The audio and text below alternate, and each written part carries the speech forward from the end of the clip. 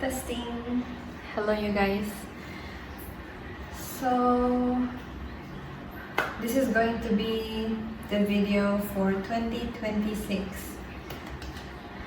So, it is February 2026, and I do this thing where every year I will sit down and answer a bunch of questions to reflect on the past year and to reframe my directions for the new year.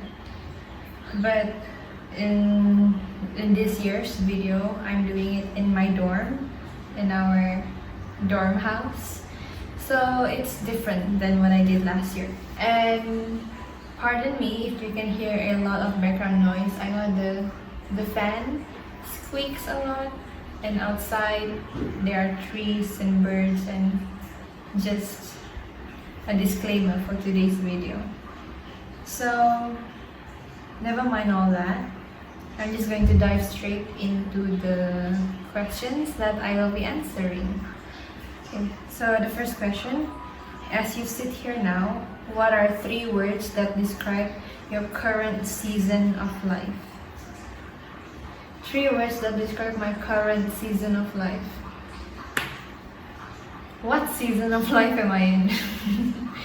I guess I would say the season I'm in is studying, pursuing my education, and it's a season where I am living away from home and I'm responsible of my own spending, my expenditure, and I'm responsible of how I take care of myself. So I guess it's a season of adulting. So how do I describe this season? In 3 words. It's going great. Okay, next question. When you think of turning 21, what emotion shows up first before you explain it? When I think of turning 21, unbelievable. What emotion comes first? If it's a word, I would say it's the word unbelievable. But if it's an emotion, exciting and scary at the same time. Exciting and nerve-wracking at the same time. Yeah, those are the 2 emotions that I can identify when I think about turning 21. It's exciting and it's nerve-wracking. Like, what the hell? I made it this far. I'm turning 21. That's so wild to me. Like, I've been on Earth that long. And like, what should we expect when we're turning 21? Yeah, so I guess the emotions that I can name are excitement and nerve-wracking. Yeah. So in the past year, when did you feel most yourself? In the past year, 2025. 2025 was a very, very long year for me. I don't know, that year was just so long. Like, a lot of things happened, and it's like events after events after events in my life happened, and like the year never seemed to come to an end. That was what 2025 felt like for me. It was a very long and eventful year. There was so much growth in that year. And when did I feel most myself last year? None that I could think of, to be honest. I feel like I just had always been myself. Yeah, I hope that counts as an answer. Okay, next. What do you thank God for immediately without thinking too hard? I thank Him for life. Like, I'm so privileged. Like, I'm healthy. I do not have any chronic illness. I'm born into a loving and caring family. And although each family have their own rocky episodes, but essentially, like in the most foundational layer, my family is a very caring family. So just a life itself, my life, that is what I'm super thankful for. Even to be able to breathe, see, walk, taste, all of that, I think is such a blessing. So yeah, I thank God immediately for my life without thinking of it. Next question. What challenged you to the most this past year, and how did it change you? What challenged me to the most this past year, like 2025, was it was when I finished year 1 of medicine. and we had like a little over 2 month break before entering year 2. And let me tell you this, being in medicine, actually, it wasn't like a super duper hardcore passion for me. It's just like something I chose. Memang I chose to enter this, but like I never really had a clear, solid, super duper specific reason why I chose this course. So having finished year 1, and I was in that moment, in that time of my life where we had a chuti before continuing the journey. So during that chuti, during that break, I was thinking like, okay, Audrey, we did it. We already go through year 1. So what's the next step? Do you want to continue going into this journey, or is this truly what you want, or is there anything else that you're seeking? And at that moment, it felt like I was all alone, and I don't know how to answer that, and like I don't know where to go from there, because I don't really have like a direction in life that I super duper want to go. Like there was no like super big dream that's like really pulling me towards it, so I felt like a bit lost.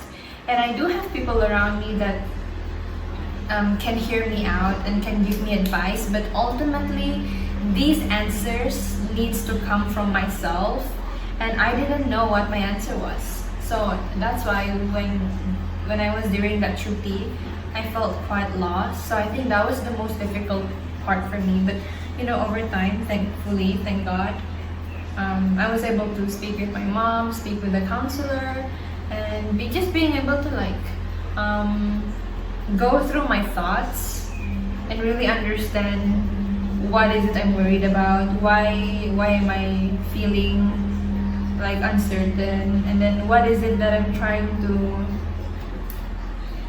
find, what is it that I'm trying to search for. And then ultimately I found peace, because now I know where I want to go, and the answer is I want to go through this course. Yeah, no matter how hard it is. And I do still feel like doubtful sometimes, but we're gonna see it till the end. It's not over until it's over. Okay, so the next question. Excuse me. What part of you became stronger because things were not easy? What part of me became stronger? I think mentally and emotionally I became stronger. I became stronger and more gentle with myself. So it's like two contradicting things that happening at the same time. I became gentler, and in being more gentle, I became stronger, So yeah, mentally and emotionally, I became stronger. Like I became more equipped. It's like I leveled up, I would say. Okay, next. Where did you surprise yourself? Oh, where did I surprise myself? It was a subtle surprise, but it was like how my faith journey has been. I never thought I would be super duper huge on like pursuing God, but that's what I've been doing. I think it's just because I've been placed in difficult events in my life, like, which I won't say, but yeah, going through a few difficult events as I'm trying to grow into an adult, that made me closer to God, and that was unexpected for me. So I was surprised. Yeah. Next, what did medical school teach you about your limits, your discipline, your compassion? What did med school teach me about? Well, I'm only in it for 2 years. I mean, a year and a half now. So what did it teach me? It's that your limit, about if the question is saying like about my limit, it's that honestly there's no limits. Like a person punya limit is based on what they set themselves. Yeah, and then my discipline, my discipline is not so good, but I'm trying to work on it. And then my compassion, yeah, it's making me understand that in being inside medical field, you need more than just compassion, you need more than just discipline. And compassion is a huge part of it. And the more you go in this field, the more compassion you're gonna get. And that is if you do it correctly. It's not all about hitting the books. It's not all about memorizing. It's about understanding that this is a very heavy and social work. And you need compassion to be able to go through this and graduate. At least graduate like in a way that's really sincere, not just about grades. Okay, next. Question 9. What is one belief about yourself that softened or healed this year? Okay, this is nice. What is one belief about myself that healed or softened? It's that I do not need to prove myself, and I do not need to. I mean, growing up, I have always been like a very. I would say I wouldn't say I'm a type A. I think I'm a type A/B. It's like I was never like super. I was never the smartest in class, but I was one of the top scorers, you would say. But I'm kind of average.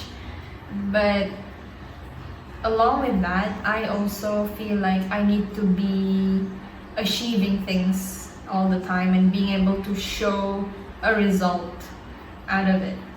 And I feel like that belief disappeared and healed over the years, because like you really don't need to like work hard if it's meaningless to you. Yeah. There's a lot more about that, but I'm gonna leave it at that. Okay, next. What does being a Catholic mean to you in practice, not just in name? It means relying on the higher deity, the higher presence, because I mean we are here because someone made us, and it's so being a Christian, it makes me know that this journey of life is not meant to be walked alone. It's meant to be shared with God, and through Him we can share it with all our brothers and sisters, and it's gonna be so unexpected. If you really surrender your story to Him, He's gonna write it in a way that no director, no movie A++ director can ever write. The plot twists are twisting if you surrender your story to Him. So yeah, what it means to you in practice is that I share my life with Him, and then just like how He gave His life up for me, and it brings like a greater good. It brings us to eternal salvation. I'm also gonna like share my life to Him. I'm not just gonna live my life to please myself, to do what I want. Instead, I pray that there will be more of Him and less of me. And then together we can morph into this beautiful story until one day I get called back to go home upstairs. Heaven. Yeah, and then next. How does being a Dusun from Sabah quietly shape your values? By the way, these questions are generated by AI. I told them my background, my age, my ethnicity, and then they generate a reflective question for me that is more personal to me. So that's why the questions are very specific. So yeah, the question is asking, how does being a Dusun from Sabah quietly shape your value, your strength, and your way of living? This is more to upbringing actually. Coming from our community is very communal, and I mean, as a Dusun, I mean, I'm already modern and we're already living in modern times, but back then, they do a lot of agriculture. That was basically their life's work, is agriculture, and then harvesting, and then communal living, basically. Communal living, and then working together in the fields, celebrating the harvests, and then just providing for each other. The children's play, the adults talk, and it's just like, that's how our tribe lived our life. So coming from that sort of upbringing and that mindset, it also helped me to be like that, you know, like life is not just meant for me to fulfill my wants, but it's to create connections with those around me, because through making those connections you get to know more people, you get to be exposed to more of the world that you weren't exposed to before. And then it's just like, it creates a beautiful story. It opens up to a whole new world. So yeah, connections, community, and also staying true, staying close to your roots as well.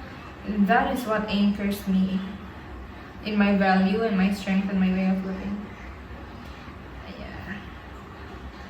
Next, as a daughter, what kind of presence do you want to be? I want to be present for my parents, and I want them to being able to confidently say that I have a relationship with my daughter, because I know some families, some parents, they do not know what's going on in their children's life, but it's not always one's fault or whoever's fault. It's just that sometimes communication in the family aren't so effective.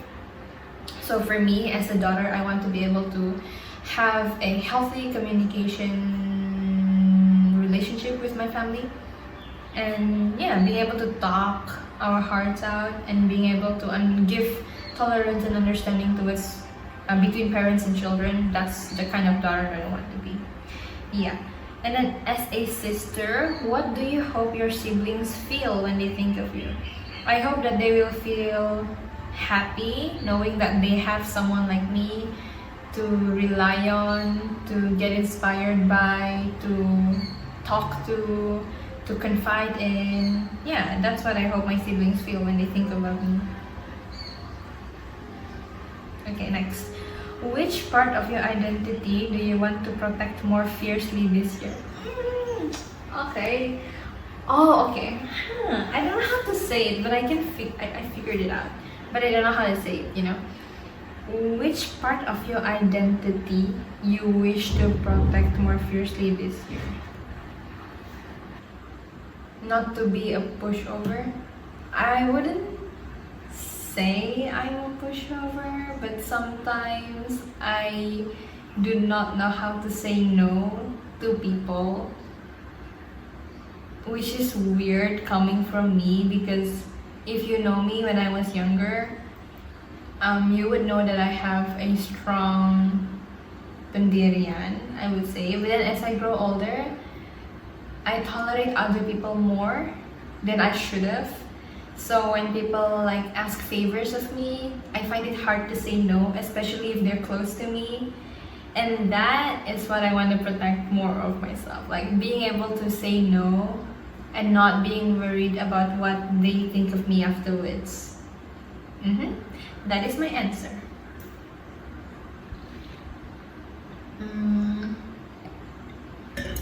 And then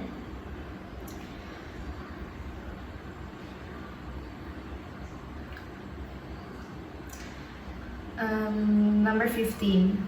When did you feel closest to God this past year? I feel like it was pretty much the same throughout the year.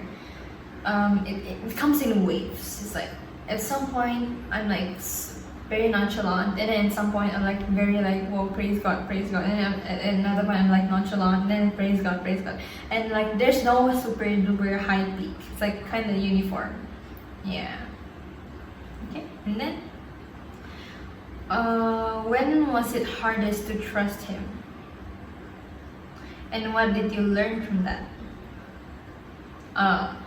When it was hard to trust Him, it's when I was praying for something, asking for answer, and not getting the answer immediately, or not getting the answer in a way that's very obvious.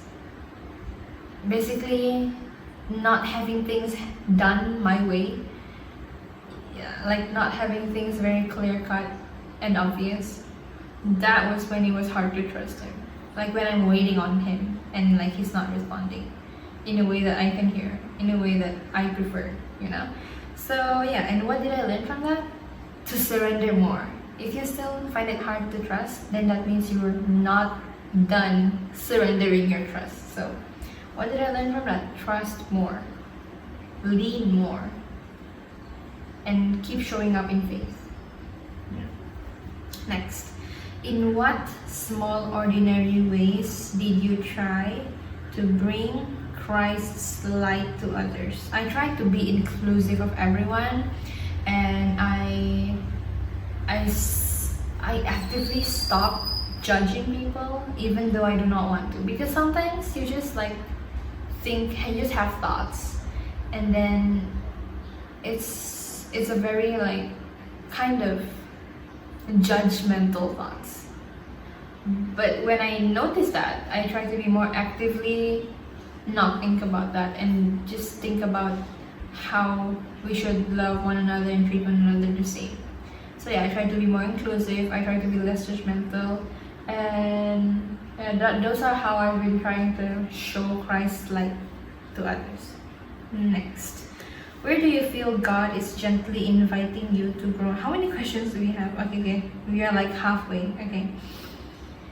Where do you feel God is gently inviting you to grow next? Faith, courage, surrender, love.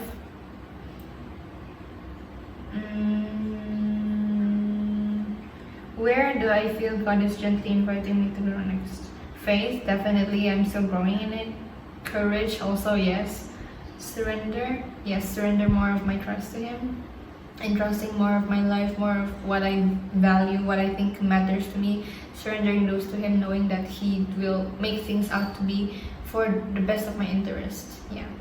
And then love. Like, I've been wanting a love life, but I know that I cannot really afford it right now.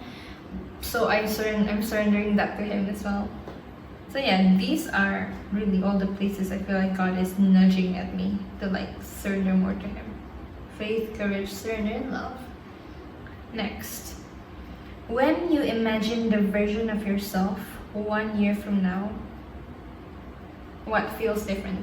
Okay, so what's gonna be different 1 year from now is she's gonna be more confident, she's gonna be more peaceful and gentle, and she's gonna be more graceful but fierce, and she's gonna be more strong. I think I already said that. So yeah, those are the things that's gonna be different from now on. Okay, next. What kind of medical student do you want to be beyond grades? I want to be someone who understands what she's learning and really be able to like connect to what I learned in a more sentimental level and a more personal level, because I'm not just learning facts. Like these facts, some of it, not all of it, some of it really draws me in, and yeah, I want to be able to really care about the things I learn about. Yeah, so that's the kind of student I want to be. Someone who actually cares about what she's studying. And when you care, it's all gonna flow naturally. Next, what do you want more of in your life this year? I want more peace, because I'm so fidgety about my days. It's like as if my days are numbered. I need to make sure every day is like lived to the fullest, but like I need to chill. So yeah, what I want more of this year, chill and gentleness and calmness and purposefulness. When I act, it has to be purposeful, and when I don't act, you're resting. It's okay, you know? Like stop being so on edge. Yeah, that's what I want to be more of this year.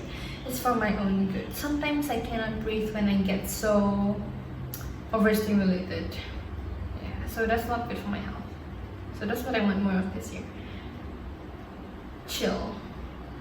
And to be more purposeful, more intentional in the things that I do and how I spend my time. And not worry so much, you know. Stop worrying, bro. Okay, next. Question number 22. What is one thing you are ready to release because it no longer serves you? My anxiousness. Yeah. Anxiousness. And then urgency. Urgency when you don't need to be urgent. I'm so ready to let go of that. Yeah, next.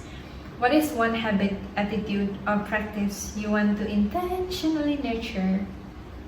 Is the habit of peacefulness and being mindful that I need my peace. Yeah, mindfulness, but not in a way that's like nitpicky. Mindfulness in a way that's grounding, you know. Yeah, that's what I want to intentionally nurture. And mindfulness in a way that makes me purposefully act on what I need to act. Makes me more disciplined on the things that I have responsibility over. And yeah, do the right things basically. Mindfulness to do the right things.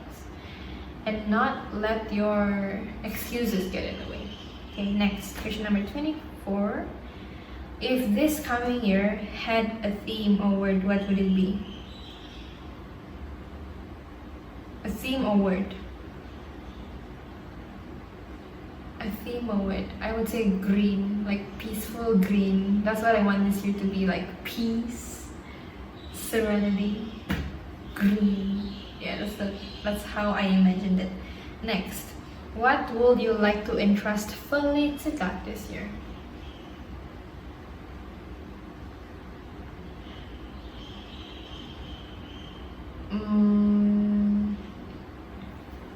The progress in my life, especially in terms of education and in terms of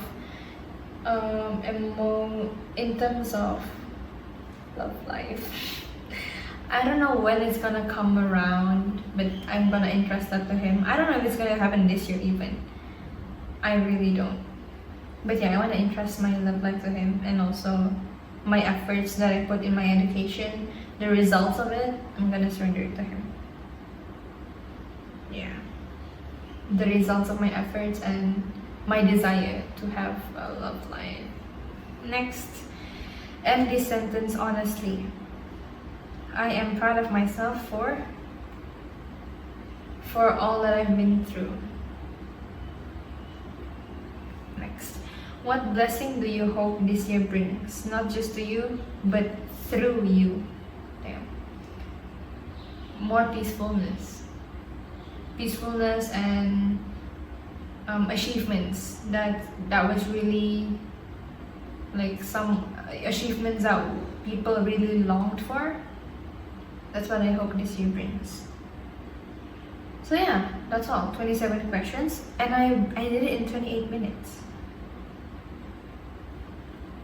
And there are a few more questions that I asked people from Instagram to ask. I haven't looked at it. I'm gonna add that in later. So those are all the questions from AI. And thank you so much for watching. I'm gonna add in the Instagram questions after this. The angle is off already now, but it's okay. So there are only one question in Instagram. I mean, it hasn't been long since I uploaded it. It's been a few hours, and there's only one question so far. Okay, and then the question was, if you could achieve 3 things by 2026 that you will be genuinely proud of, what would it be? And I would say number 1 is to pass FPE. Number 1 is to pass FPE. Number 2 is to pass all my block exams. There's 2 left. And pass all my block exams, pass my FPE. And then one more, I don't know. It's yet to be discovered. So yeah, those are the things that I'd be genuinely proud of if I achieve them in 2026. I would say like the most important one is FPE. And then the second one is I want to buy tickets for people that I care about to come and see me do the white coat ceremony. But I don't know if I will actually do that. We'll see. 2026, here we go. This is only February. Okay, yeah, thanks for watching.